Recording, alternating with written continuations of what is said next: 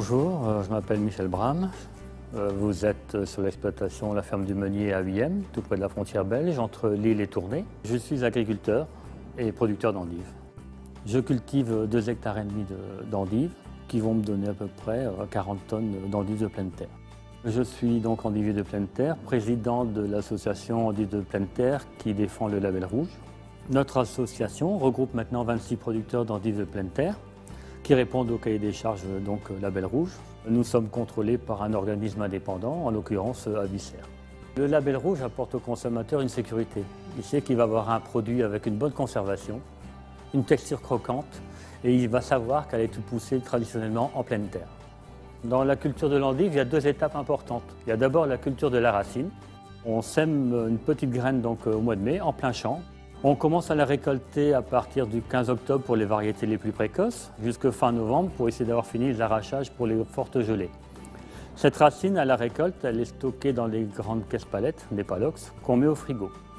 Et seulement après, on reprend cette racine pour la replanter. Donc là, c'est la deuxième étape de la culture, qui est le repiquage.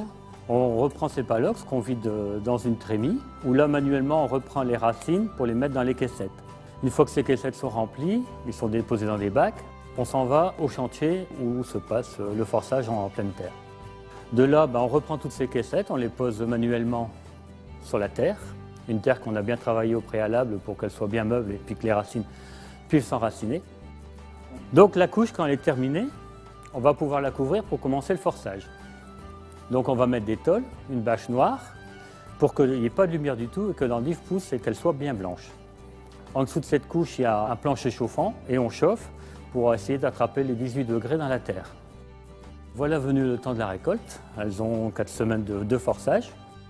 On va reprendre ces caissettes qu'on redépose dans nos bacs qui nous permettent de les amener au conditionnement.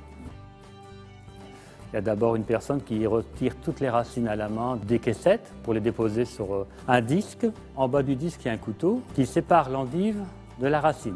Donc elle est coupée un peu, ce qui permet aux premières feuilles de se détacher.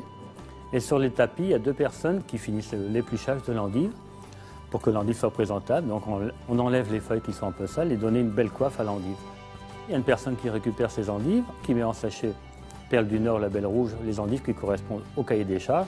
Donc on met les 3 à 5 endives dans le sachet 500 grammes.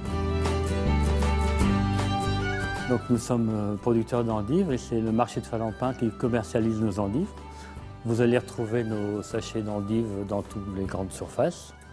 Pour ce qui est du vrac 5 kg, c'est plus destiné aux détaillants ou sur les marchés locaux.